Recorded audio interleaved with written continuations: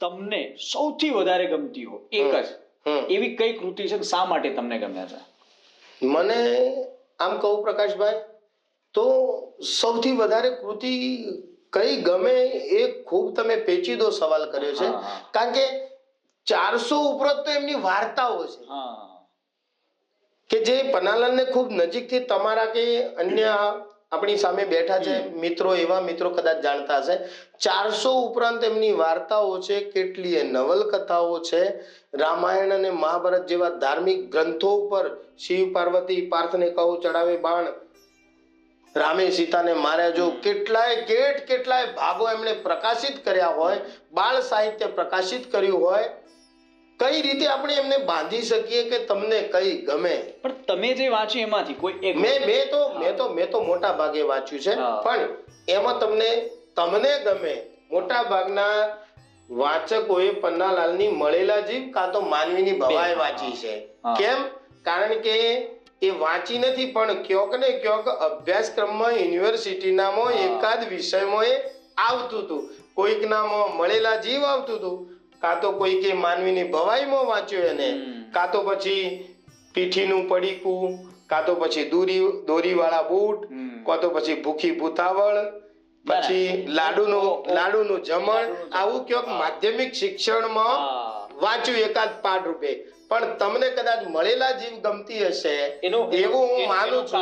કારણ તો કે હું જયારે વિદ્યાનગર ભણતો ત્યારે હું પાણી પીવા માટે સેકન્ડ ફ્લોર ઉપર જાઉં, ત્યાં મણીલાલ હ પટેલ રોજ સામે મળે, પણ મને નહોતી ખબર કે આ એવા ચાહક છે જેમણે પન્નાલાલ પટેલને સૌથી વધારે જાણ્યા છે, માણ્યા છે, એમના વિશે વાતો કરી છે. પણ જયારે બીએડ કોલેજની અંદર મણીલાલ હ પટેલ આવ્યા અને જયારે એમણે એ જ ધરતીમાં બેસીને પન્નાલાલ પટેલની મળેલા જીવ જયારે વાત કરી તો મારા રૂવાડા ઉભા થઈ ગયા. અને એ દિવસથી હું પન્નાલાલ પટેલનો ચાહક બન્યો છું. એ દિવસથી મળેલા જીવ મને બહુ જ ગમવા લાગી છે. આ પ્રદેશ પણ મને બહુ ગમવા લાગ્યો છે. એટલે હું તો એવું જ કહીશ કે મારી તો હૃદયની સૌથી નજીક હોય એ મળેલા જીવ છે. એટલે પણ તમે મારા વિશે વધારે જાણો છો, તમને કઈ વધારે ગમે? કે મેં તો બે જ જાણી છે. બીજા નંબરમાં કહું તો માનવીની ભવાઈ.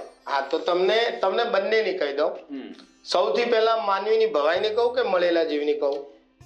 મને તમે મળેલા જીવની વાત કરો તો વધારે સારી લાગશે. મળેલા જીવ તમને વાત કરું તો એમાં તમને શું વધારે સારું લાગે? હા, એ જ વાત કરું તો મળેલા જીવ એ માત્ર ને માત્ર 16 દિવસની અંદર પ્રકાશિત થયેલી એમની એવરગ્રીન સાચી વાત છે. એવરગ્રીન નોવેલ છે કે જેને તમે પકડો એટલે એકી બેઠકે વાંચવાનું મન થાય, એને અધૂરી ના મૂકી શકો. બરાબર છે.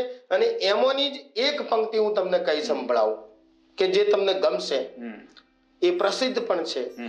માથાની તુંબડીમાં લાખ મોતી, માથાની તુંબડીમાં લાખ મોતી, લ્યા હૈયાની ચેથડી ખાલી. શું વાત છે! લ્યા હૈયાની ચેથડી ખાલી, અભાગ્યા હૈયાની ચેથડી ખાલી.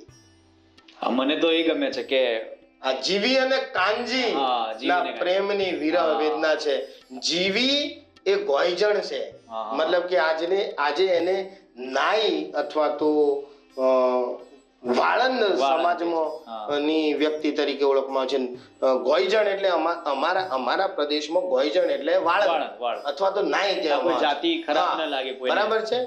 એ વખતે એવું કશું હતું નહીં, કારણ કે સાહિત્યકારને કોઈ તમે પરિપાટીમાં બાંધી ના શકો. બરાબર છે. તો જીવી અને કાંજીની આ વિરહની પ્રેમ કથા છે. એ આખી નવલકથા વિશે જો આપણે વર્ણન કરવા જઈએ તો 16 દિવસ નહીં 1600 દિવસ લાગે. બરાબર છે. એટલે વિશેષ એના માટે કહું, એના કરતા દર્શકોને એટલી જ વિનંતી કરીશ કે મળેલા જીવ જો મનુષ્યનો જન્મ મળ્યો હોય તો એક વાર નહીં 10 વાર ચોક્કસ વાંચજો. બરાબર છે. પછી બીજી એક તમને વાત કરું, એની જે એક છે ભાઈ માનવીની ભવાઈની, એક માનવીની ભવાઈ, એ પણ નોવેલ એવરગ્રીન નોવેલ છે, એમને જ્ઞાનપીઠ પણ માત્ર એટલા ઉપરથી નથી મળ્યો. માનવીની ભવાઈ જો પૂરી થાય છે એના પછી 2 ભાગ બીજા પન્નાલાલ પ્રકાશિત કરે છે. કયા? ભાગ્યના ભેરું ભાગ 1 અને 2. પન્નાલાલ પટેલની માનવીની ભવાઈમાં કાળુ અને રાજુ ના ગડપણથી આ કહાની ભૂતકાળમાં શરૂ થાય છે. બરાબર છે. બાળપણની પ્રીત છે, વિવાહની વાત છે, એના પછી દુષ્કાળની વાત છે, દુષ્કાળની વાત પછી ફરી પાછા દયાળજીના મરણની વાત છે, અને ફરી પાછા બંનેનો ભેટો થાય છે, અને એના પછી આ કથા પૂરી થાય છે. પણ એના પછી શું થયું તે તમને જાણવા મળશે ભાગ્યના ભેરું ભાગ 1 અને 2, અને ત્રીજો ભાગ એના પછીનો છે ગમ્મર વલોણું. જો અમારી આ ત્રીજી પેઢી ચાલુ છે. ઓકે, બરાબર. તો માનવીની ભવાઈ ને મેં વાંચી તો છે, કેટલીય વાર વાંચી છે, પણ જ્યારે ધોરણ 7 ની અંદર હું અભ્યાસ કરતો પ્રાથમિક શાળામાં, તો અમે માર ખાઈને પણ ફિલ્મનું શૂટિંગ જોવા માટે અમારા મોડલીમાં જતા. લગભગ મહિનો 1.5 મહિનો એ બધા કલાકારો ત્યાં રોકાયેલા. માનવીની ભવાઈ ફિલ્મનું શૂટિંગ ત્યાં થયેલું મોડલીમાં. એમાં ખાસ કરીને મોટા ભાગનું મોડલીનું જે શૂટિંગ માનવીની ભવાઈ માટે ઉતર્યું એ મારા મામાના ઘરમાં પાછળ ભુલા મામાનું ઘર, પછી પેલી બાજુ જીતુ મામાનું ઘર, પછી કિરણ મામાના ઘરની સામે અમારા પરેશભાઈ, શું નામ છે ભાઈ, જે અત્યારે વિજય કરીને ભાઈ છોકરો છે અત્યારે, એના ઘરનું પંચ સામે બેસાડેલ છે. આ 3 ઘરનું મુખ્ય શૂટિંગ છે. પછી જે બીજું શૂટિંગ છે મોટી મોયડીનું છે, આ 2 ગામ. ત્રીજું શૂટિંગ જે છે એ કલેશ્વરીનું છે. ચોથું શૂટિંગ રોહિણિયાનું છે. એ સિવાય કોઈ જગ્યાએ હું માનું છું કે શૂટિંગ ઉતર્યું નથી. આજે પણ તમારે માનવીની ભવાઈ ફિલ્મ જોવી હોય તો યુટ્યુબ ઉપર એની HD લિંકો મૂકેલી છે કે તમને એકવાર જોશો તો તમને રોજે રોજ જોવાનું મન થશે. એનો ફિલ્મનો ગીત ઉપેન્દ્ર ત્રિવેદી તો ઉપેન્દ્ર ત્રિવેદી ભલે આજે નથી, પણ એ સમયે એવરગ્રીન હતા, અને એ સમયે એમને પદ્મશ્રી મળેલો. તમે વિચાર કરો કે કોઈ ગુજરાતી કલાકારને 93 માં એના પહેલો પદ્મશ્રી મળ્યો એટલે કઈ જેવી તેવી વાત, બહુ મોટી સિદ્ધિ છે. બરાબર. તો હું ધોરણ 3 ની અંદર ભણતો ને આ શૂટિંગ જોવા જતા, ત્યારે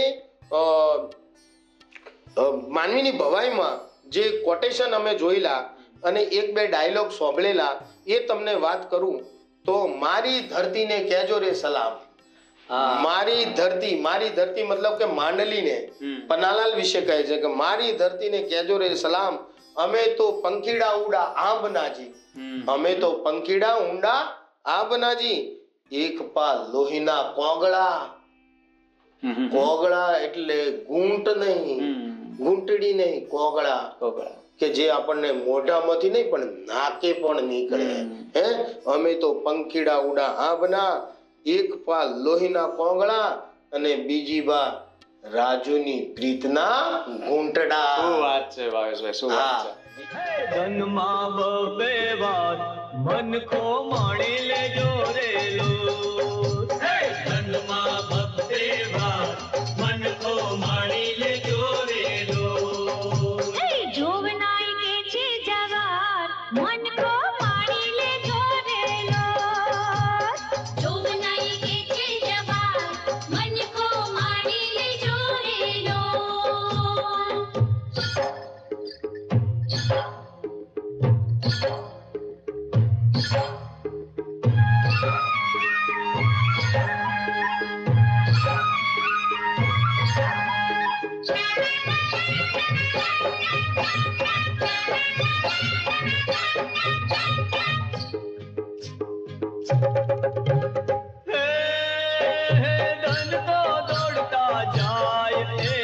પકડી લે જોરે લગા, ધન તો દોડતા જાય મારે એને પકડી